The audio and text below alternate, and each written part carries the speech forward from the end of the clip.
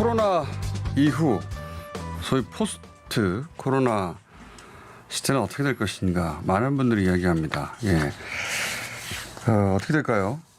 과거에도 이런 팬데믹은 있었습니다. 그래서 저희가 과거를 되짚어 봐서 앞으로 어떤 시대가 될 것인지 그 감을 잡아보는 시간을 한번 마련해 보려고 이분을 모셨습니다. EAR 리서치의 홍춘욱 대표님 모셨습니다. 안녕하십니까? 네, 안녕하세요. 반갑습니다.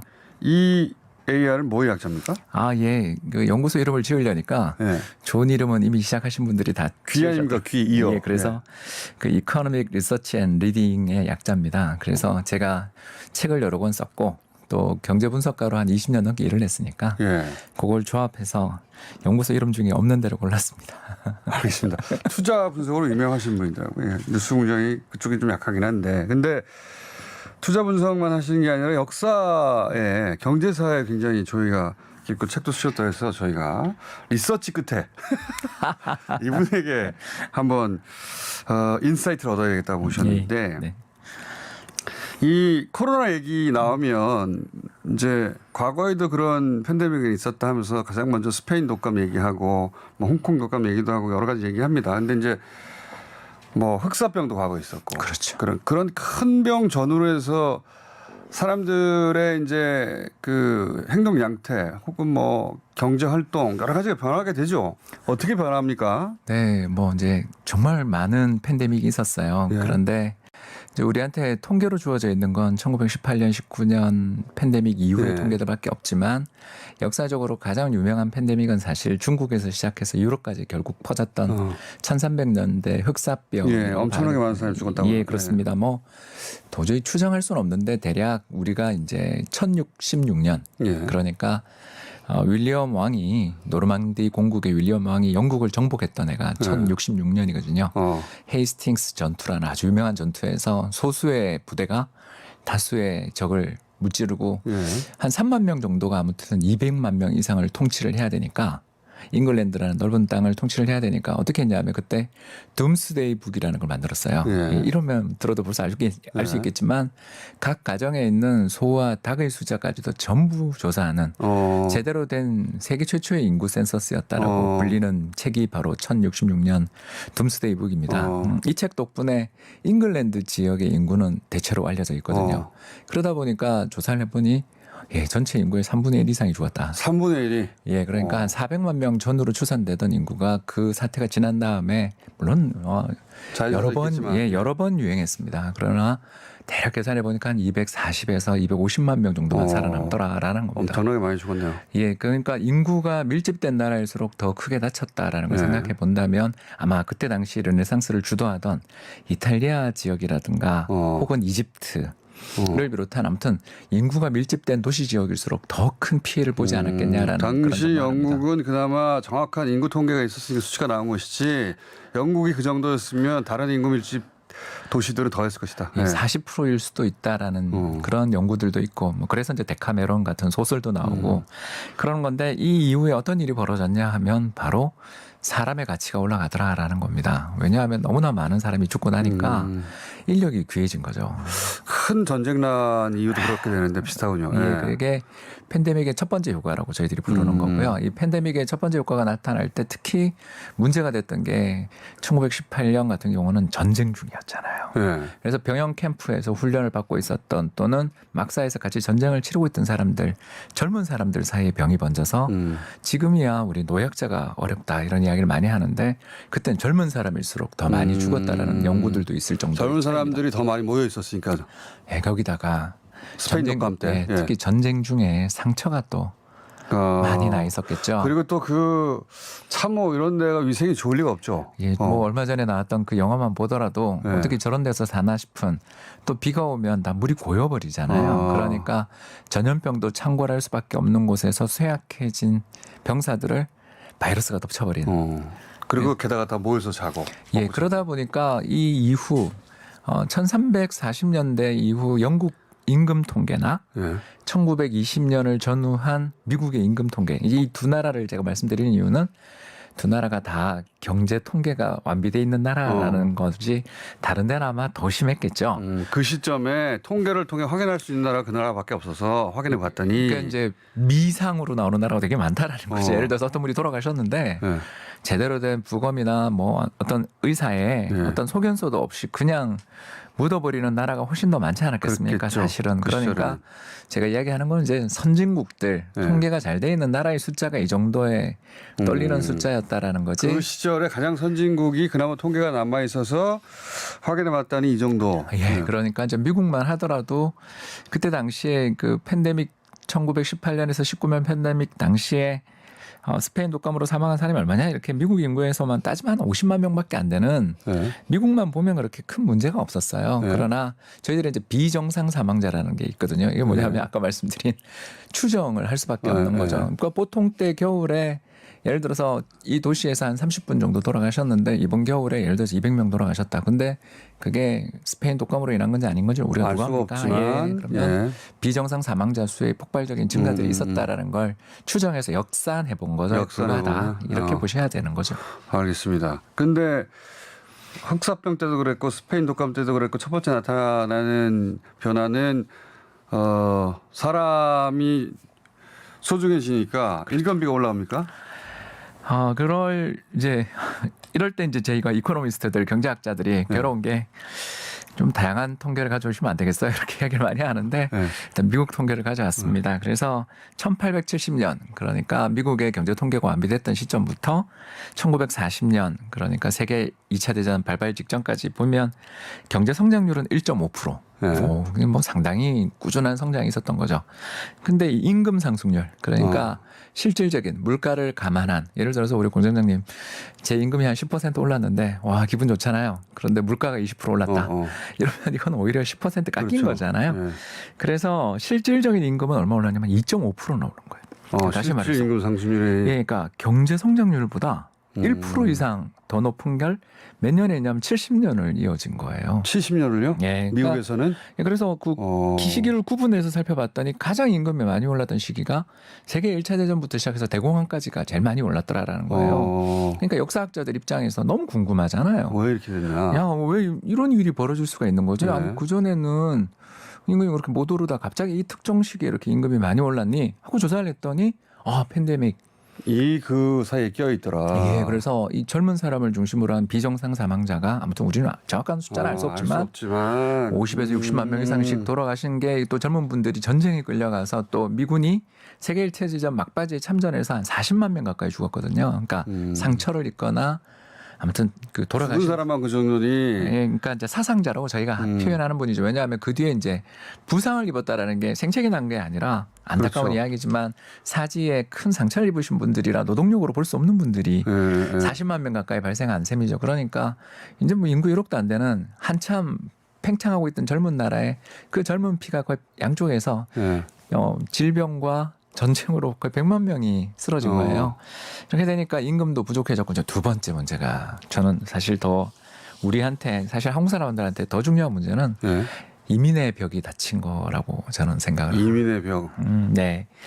그러니까 그 국경을 강화시켜 버리는 거군요. 이런 일이 있게 되면. 지금도 마찬가지죠. 무섭잖아요. 지금도 코로나19 때문에 다들 국경을 닫는데 이런 일이 벌어지면 각국이 국경을 닫고 자기들끼리 잘 먹고 잘 사는 방향으로 간다. 이게 이제 제가 생각하는 두 번째 효과입니다.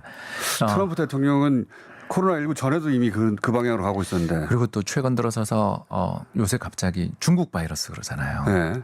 그러니까 나라 이름을 특정하기 시작했지 않습니까? 그렇죠. 그러면서 뭐 얼마 전에 이제 기사에서는 1조 달러에 달하는 관세를 부과하겠다까지 말까지 나왔잖아요.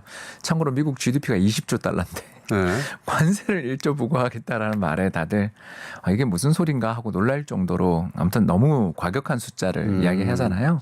결국 이런 이야기를 하는 이유는 사회적 분위기 자체가 이런 큰 전염병이 나고 나면은 이 동종 집단에 대해서는 친밀감을 그렇겠네요. 예, 타인에 대한 혐오나 두려움이 생기겠네요. 이게 이제 사회적 방역 체계라고 저희들이 이제 부르는 건데 이제 심리적으로 경계를 하게 되는 거고 이게 제도화되고 이제 법제화되는 일들이 드디어 미국에서도 1921년에 이민법 제정이 이루어졌습니다. 그 전까지만 해도 자유롭게 이민의 나라였는데 사실은 네, 그래서 그런데 이제 미국이 이민의 벽을 높게 장벽을 치는 거군요. 예, 그 벽을 얼마나 세게 쳤는지를 제가 숫자를 말씀드리자면 세계 1차 대전 직전이었던 이제 1913년 이제 지금으로부터 100년 전이죠.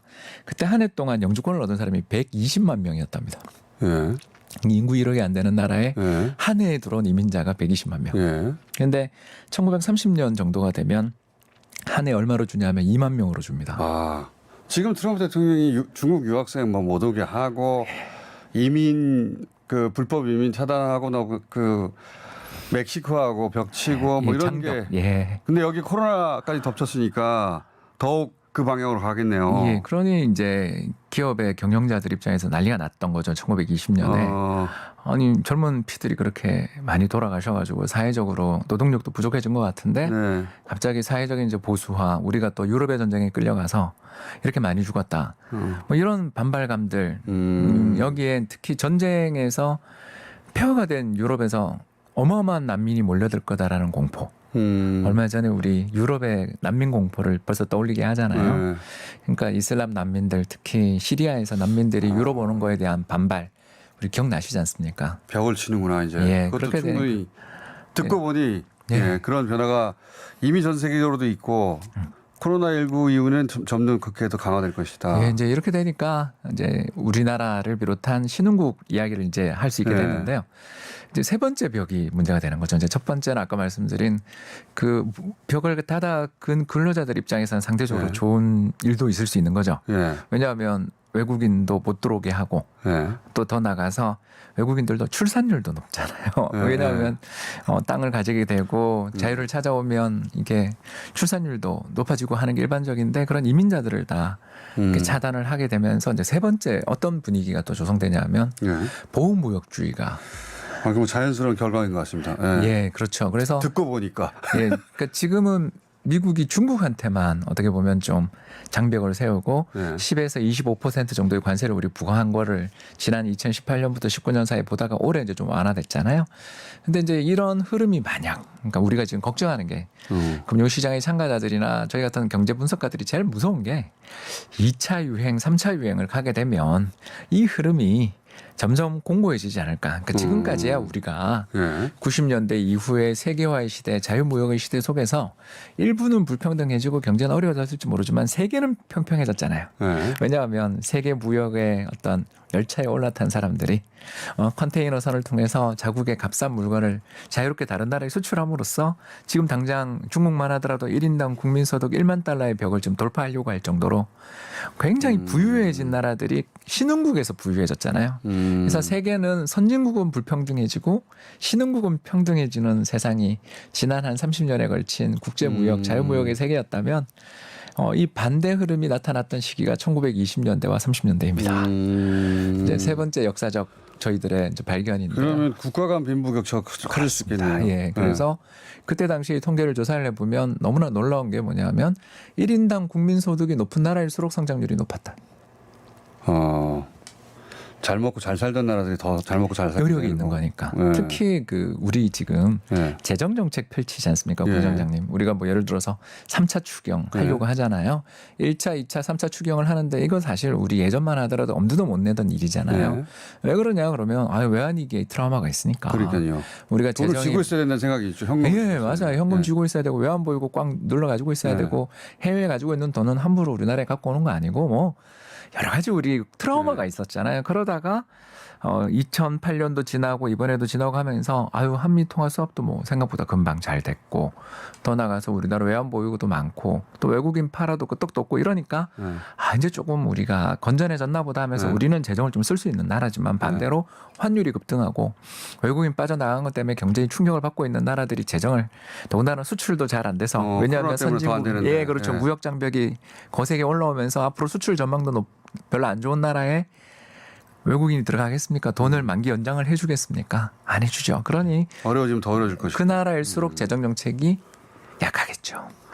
이거 굉장히 귀에 쏙쏙 들어오게 그 100년간의 역사를 큰 틀에서 묶어주시니까 이해가 잘 가고 있습니다. 유명한 투자 전략 전문가였는데 왜 그렇게 되는지 알겠네요. 투자자들이 왔다가 이 얘기 듣고 홀랑 이렇게 넘어가지 않았을까. 자, 그래서 좀 그러면 이제 현재로 돌아와 볼게요. 그러니까 팬데믹 이후에 사람이 중요해지고 그리고 폐쇄주의, 자국 중심주의 벽을 치게 되고 사람에 대해서 그거는 결국 경제적인 보호주의로 가게 되고 그러면은 그렇게 자국 시장이 있고 규모가 내수 시장이 있고 이미 경제 발전 단계에 어느 정도 올라간 국가들은 그나마 여력이 있는데 그 중간쯤 어딘가에서 치고 올라가려고 하던 나라들 혹은 저 밑에 있는 나라들은 훨씬 더 어려워진다 이제. 예, 그렇습니다. 그때 당시 이제 히틀러를 비롯한 예. 극단주의적 세력들이 왜 중부 유럽에서 예. 기억나시지 않습니까? 히틀러가 바로 오스트리아랑 예. 체코, 스웨덴이라든가 이런 지역들을 합병하거나 또는 그 뒤에 전쟁으로 몰고 가게 됐던 이유들을 우리가 생각해 보면 타자에 대한 배려라든가 타자의 필요성에 대한 인정들이 사라진 거잖아요. 그렇죠. 예. 예. 제코 석자니까 다들. 그렇죠. 예. 우리 함께 살던 사이다라는 생각들이 약해지는.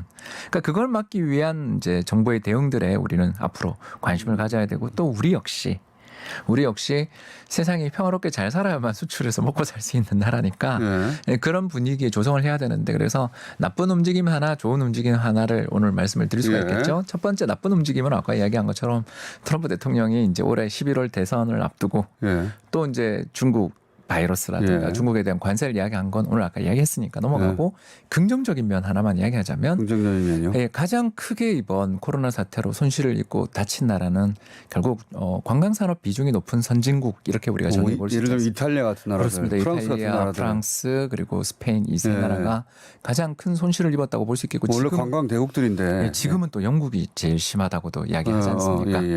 그러니까 이런 나라들 속에서 유럽이 앞으로 어떻게 될 것인가가 미국 못지않게 중요한 흐름이죠. 이제 예, 미국은 예. 선거에서 또 결판이 날 테니까요. 근데 이제 유럽에서 저희들이 가장 좀 어떻게 보면 존경하면서도 싫어했던 나라가 독일이었습니다. 어떤 왜 그런가 의미에서? 하면 이 나라는 예. 너무너무 잘 나가니까 부러운데 예. 다른 한편으로는 채권자 입장에서 예. 속이 좁더라라는 거죠. 이탈리아라든가 예전에 그리스 때도 그랬고. 그렇습니다. 그리스는 뭐 말도 못했고요. 스페인이라든가 아무튼 다른 나라들한테 돈 빌려준 거를 받아내기 위해서 그 나라가 예. 죽던 살던 상관하지 않고 재정 긴축해서 갚아. 예, 예. 그래서 그 나라들일수록 보건 의료 시스템들이 망가져서 이렇게 된 거 아니냐라는 비판까지 이번에 우리 받았던 거 아니겠어요? 그러니까 독일이 하도 빚쟁이처럼 굴어가지고 네. 그 돈 그 국가 단위에서 갚다 보니까 공공의료가 이렇게 무너졌고 독일의 책임도 있다는 이야기가 여기 나오고 있어요? 예, 그렇습니다. 그러니까 우리가 이제 면역 체계 이야기 하잖아요. 네. 갑자기 날이 추워지거나 바뀌거나 스트레스를 받는 일이 생기면 사람이 살이 찐다고 그래요. 왜 그래요? 하고 항상 찌는 저는 뭡니까 그럼? 네, 저도 그렇습니다. 직장 생활을 오래 하면서 이렇게 항상 올라가는 그래프만 봐가지고 저도 슬프고요. 근데 이제 그런 스트레스를 받게 되면 사람들이 왜 그렇게 됩니까 하고 이제 의사 선생님들이나 하시는 분한테 물으면 몸이 일단 살아야 되겠다라는 생각 때문에 위기에 살아야 되겠다는 생각 때문에 다른 모든 걸 팽개쳐두고 일단 지방을 비축하려 드는 그런 분위기도 생긴다라는 거예요. 예, 예. 그런 것처럼 당장 먹고 사는 일이 중심이다 보니 먼 미래를 생각하는 방역이나 면역이나 헬스케어 관련된 투자들은 삭감되기 마련이었던 셈인 거죠. 그래서 그 처참한 우리 그 요양원에서 뭐 시체들이 예를 들어서 나온다든가 사람 하나 없는 곳에서 유령 병동이 있다든가 하는 그런 끔찍한 우리 사례들을 보면 마음이 그게 아팠는데 우리가 생각하기에 가장 선진국에서 무더기가 나왔으니까. 예. 그게 결국 재정 문제였다라고 우리가 볼 수 있는 거죠. 그러니까 이런 측면에서 볼 때 최근 프랑스가 제기하고 독일이 받아들이는 분위기로 가고 있는 리커버리 펀드, 그러니까 회생기금이라는 펀드를 통해서 조성을 해서 뭐 우리 돈으로 얼마가 될지 모르겠습니다만 일단 지금 나오는 안은 7,500억 유로 정도니까 이게 뭐 어마어마하게 큰 돈이다. 우리 1,000조 정도 되는 돈입니다. 그걸로 이제 EU의 경제를 회생시키자 이겁니까? 그것도 회생이지만 많이 다친 나라한테 그냥 주자. 돈을 빌려주자가 아니라 재난지원금하고 비슷한 그렇죠. 개념이네요. 국가재난지원금 아주 좋은 국가 대 국가로. 예, 입에 착착 달라붙는 것 같습니다. 그래서 가장 어려움을 겪은 나라에게 주자라는 그런 정책들을 물론 이게 반대하는 나라도 있습니다. 왜 우리는 피해도 덜 받고 우리는 맨날 분담금만 내는 나라고 우리는 돈 받은 적도 없는데 안 돼라고 말하는 나라가 분명히 세상에는 있겠죠. 존재하죠. 예. 그러나 이제 리더십을 가지고 있는 나라인 프랑스와 독일 그리고 이탈리아까지 빅3라 하지만 이탈리아는 지금 뭐 그런 상처 처지는 입었으니까 아니고. 거기는 뭐 이야기 발언권이 없을 거고요. 해주면 좋고 이탈리아. 그러니까 이게 잘 되느냐에 대해서 우리가 많은 관심을 가져야 되는 게 그때처럼 다시 벽을 세우는 방향으로 갈 때 가장 찢어질 지역이 어떻게 보면 유럽이잖아요. 아, 그러니까 지금 말씀하신 팬데믹 이후 세계가 그런 방향으로 갔었는데 그렇죠. EU가 어떻게 하느냐에 따라 EU도 그쪽으로 가버리면 이제 전 세계는 그 방향으로 가는 것이죠. 미국은 이미 그 방향으로 한참 멀리 왔으니까요. 예, 이건 뭐 어떻게 보면 이제 브레이크를 걸어줄 수 있는 곳인 거죠. 그래서 제가 두 가지 좋은 일과 나쁜 일을 이야기한 것이었습니다. 한국 입장에서. 한국 입장에서 그러면 EU가 어떻게 예. 방향을 잡아가느냐가 굉장히 중요하다. 네, 그 말씀이고요. 그리고 또 EU 쪽에서 정말 이런 현안들이 잘 돼서 네. 그쪽 유로라고 불리는 통화가 있잖아요. 네. 통화가 예를 들어서 가치가 너무너무 떨어진 거 아시죠? 금융시장의 참가자들은 매일 아침 일어나면 유로화가 어떻게 움직였나를 제일 많이 보는 이유가 유럽 경제가 해체된다 그러면 유로화는 약하게 없어질 통화니까. 반대로 그렇죠. 유럽이 잘 통합되고 거기가 사이좋게 되고 평화로운 그리고 쉔겐 조약이라고 불리잖아요. 예. 자유로운 국가 간 이동을 보장해주는 벽을 세우지 않는 나라로 다시 유지된다면 유로는 강해지겠죠. 그렇게 잘 극복하면은 유로가 기축통화가 될 수도 있는 어떤 분기점이기도 하겠네요. 그렇죠. 위기라는 말에 들어있는 그 기회라는 말이 뒤에 붙어 있잖아요. 그것처럼 될 수 있죠. 지금 우리를 비롯한 많은 나라 사람들이 트럼프 대통령이 마스크 안 쓰고 나오는 거에 대해서 사실 우리 굉장히 실망한 분 많잖아요. 이상하다고 생각하죠. 예, 아니 저렇게 위험한 상황에 수십만 명, 수백만 명이 지금 돌아가시는데 어떻게 대통령이 마스크를 안 쓸까? 그러니까 반대하고 그분은 자기의 이미지를 보여주고 싶어서 그러는 거겠지만 아무튼 나라 자체로 놓고 본다면 세계 최강의 선진국이 저렇게 크게 손실을 입는 걸 보면 우리가 어떻게 보면 좀 회의를 갖게 되잖아요. 그렇죠. 1등 맞나? 혹은 뭐 이제 리딩 국가 맞나? 그러니까 뭐 군사력도 여전히 최강이고 돈도 많긴 하지만 그 세계 가치를 리드하나? 이제는 더 이상 그건 아닌 것 같다고 생각하죠. 저도 손상은 입었다. 네. 그럴 때 아직 중국은 또 이번에 어떻게 보면 거기서 팬데믹이 시작됐으니까 네. 지금 좀 어떻게 보면 경기를 부양하고 회복시키는데 주력할 수밖에 없는 입장이라면 유럽이 그렇게 보십니까? 그런 흐름이 나타난다면이라는 희망 섞인 전망이라고 우리한테 말씀드릴 수 있겠습니다. 좋은 점은 또 뭐가 있습니까? 우리한테 좋은 큰 틀에서 점이라면 이게 기회가 될 수 있는 지점은 우리도 역시 이번 재정을 쓰면서 느꼈지 않습니까? 수출은 잘 되면 좋은 거고 네. 우리가 이 수출 기업들을 지키기 위해서 노력을 해야 된다는 건 이전부터 다 알고 있었어요. 네. 그러나 우리가 아무리 노력하더라도 세계 경제가 어렵고 팬데믹이 터지는 경우 수출 쪽에서는 변동성이 생길 수밖에 없고 그렇죠. 결국 우리는 내수 시장, 내수 경제를 튼튼하게 뿌리를 네. 튼튼하게 만들지 않으면 안 된다라는 거에 대해서 많이들 인식은 하고 있었는데 외환위기 트라우마나 이런 것 때문에 돈을 뿌려서 내수를 살린다라는 거에 대해서 그렇죠. 저항감이 좀 우리도 많았어요. 그리고 이제 그냥 돈을 준다는 것에 대해서 사람들이 그런 패러다임이 머릿속에 없잖아요. 또 그거는- 반발도 컸어요. 그렇죠. 돈을 왜 그냥 줘? 그러면 안 되지. 이런 도덕적 해이 이런 얘기 이런 많았죠. 문제들을 우리가 굉장히 많이 외환위기 이후에 97년 이후에 굉장히 우리가 어떻게 보면 주입당했잖아요. 네. 워싱턴 컨센서스라고 이제 부르는 물론 그것도 나쁜 전략 자체는 아니지만 가장 중요한 그 가치는 자력갱생인 거고 스스로 일어서야 되고 알아서 다 해결을 해야 되고 자유로운 경쟁이 나라를 복되게 하고 부유로 하게 만든 부분도 있지만 네. 이렇게 팬데믹 충격으로 인해서 경제가 순식간에 락다운 됐다 그랬잖아요. 잠겨버린 상황에서 나라가 결국 그 역할을 어느 정도는 해주지 않으면 경제의 뿌리가 썩어버릴 때는 희망이 없다라고 네. 우리가 이야기하는 거고 그 풀뿌리 경제라는 게 결국 우리가 생각해보면 자영업자를 비롯한 근로자 계층들인데 그쪽에 대해서 돈을 주는 거에 대해서 우리가 지금까지 굉장히 저항감이 컸다면 부정적으로 생각했죠. 예, 이번에는 우리도 이제 패러다임의 변화가 생기며 어떻게 우리가 자영업자들 그러니까 늘 보일 때는 대기업들 망하는 것만 우리는 걱정하고 네. 돈을 줘야 된다라는 것만 항상 했잖아요. 돈이 자기한테 오지도 않는데 그러니까요. 맨날 삼성 걱정하고 있어요. 거긴 걱정 안 해도 잘 되고 있는 거. 그러니까 저도 이분들이 자기 앞가림도 안 되면서 왜 삼성 걱정을 해주고 있나. 아무튼 뭐 6월 초순 반도체 수출이 늘고 있어서 그래요? 그러니까 그 IT로 가는 거죠 경제가. 언 컨택트. 우리 좀 떨어져 앉지 않습니까? 벌써 우리가 그런 것처럼 사회적 거리두기들을 하는 과정에서 혜택을 보는 산업들은 이제 잘 되도록 더 우리가 비료를 줘야 되겠지만 이 과정에서 이제 어려움을 겪는 산업들이 또 고용이 많아요. 네. 자영업이라는 거 아니겠습니까? 관광, 여행, 숙박, 음식료 유통까지 이어지는 업종들이 이번 우리 팬데믹 과정에서 이제 몇 년이 될지 모르지만 서서히 회복되겠지만 회복되기 전까지 우리 경제를 비롯해서 벽을 세우는 세상이 오게 될 때 얼마나 큰 고통을 받을지 우리는 이제 알고 거기 지원해 주자라는 것에 대해서는 컨센서스 생긴 거는 우리 그래도 큰 변화 아니겠냐 생각합니다. 자, 그러면 오늘 말씀 듣다 보니까 앞으로 자주 모실 것 같다는 생각이 들고요. 좋은 얘기를 너무 재밌게 해주셔가지고 오늘 일부로 하는데 일부 정리를 해보자면 팬데믹 이후에는 사람이 줄어드니까 당연히 사람의 가치가 올라가고 임금이 올라가는데 그런데 이제 외부 동일 집단이 아닌 외부에 대한 두려움이 생기고 혐오도 생기고 그러다 보니까 벽을 세우고 그것이 단순히 인식의 문제가 아니라 경제적 벽도 세우게 된다. 보호주의가 되고 그게 현재 미국도 그러고 있고 이미 전 세계적으로 그 방향으로 가는데 그 방향으로 다들 갈지 아닐지는 유럽이 아주 중요한 변수가 될 것 같고 그리고 이런 위기 덕분에 우리가 좋은 점을 한번 찾아보자면 과거 이런 사건이 없었으면 이런 패러다임은 변하지 않았을 텐데 그죠? 다 낙수 효과 수십 년간 믿어왔던 대기업한테 돈 주면 대기업에서 돈 잘 벌어가지고 사람들 더 많이 고용해서 더 많이 고용된 사람들이 월급이 올라가고 그럼 모두가 행복해져 라고 생각해 왔으나 그렇게 주장해 왔으나 그 낙수가 나한테 안 오더라. 왜냐하면 대기업이라고 하더라도 전 국민을 고용할 수는 없잖아요. 근데 이제 이게 전 국민한테 돈을 조금 줘봤더니 효과가 확실히 피부에 닿더라. 이 패러다임의 변화는 이런 일이 없었으면 오지 않았을 것이다. 쉽지 않았을 겁니다. 네, 굉장히 저항이 심했겠죠. 그러면서 그렇지 않아도 괜찮은 대기업이나 혹은 상위 한 10% 이내에 들어간 분들은 그럴 필요 없다. 해이해진다. 돈 주면 안 돼 그냥.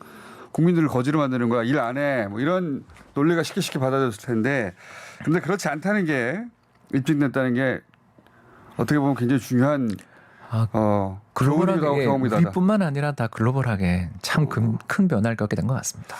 자, 그럼 패러다임 변화가 있고 그러면 이제 그다음 자연스럽게 이제 앞으로 여쭤볼 것들이 기본소득에 관한 관점도 여쭤볼 수 있을 것 같고 그럼 언택트는 어떻게 될 건지 그리고 그러면 특정 분야는 어떻게 될 것 같으냐 이런 얘기를 여쭤볼 거리가 생겼네요. 생겨서 저희 경제가정교사는 최백현 교수님이라고 장기 짓고 나온 분이 계시는데 네, 저도 좋아합니다. 네, 같이 나오게 되실지도 모르겠습니다. 오늘은 첫 시간으로 여기까지 하겠습니다. 재밌었습니다. EAR 귀 아닙니다. EAR 리서치 대표 홍춘욱 대표였습니다. 감사합니다. 감사합니다.